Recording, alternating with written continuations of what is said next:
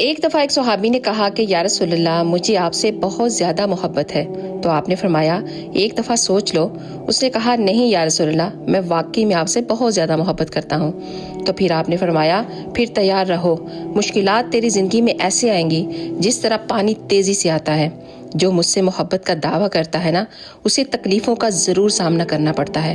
तो आपने फरमाया, कोई इंसान चाहे जितना भी नमाजी, परहेजगार, नमाज, रोज़ा, कुरान पढ़ ले, तब तक वो कामिल ईमान की हालत तक नहीं पहुंच सकता जब तक वो अपने घर वालों के साथ अच्छा सलूक न कर ले। और मैं तुम सबसे बेहतर अपने घर वालों के साथ हूँ। आपने फरमाया, अपनी बीवी के हकूक़ का ख्याल रखा करो। बीवी जो तुम्हारी ज़िंदगी की साथी है, हमराज है, और ये हक अल्लाह ताला ने मर्द के ज़िम्मे लगाया है।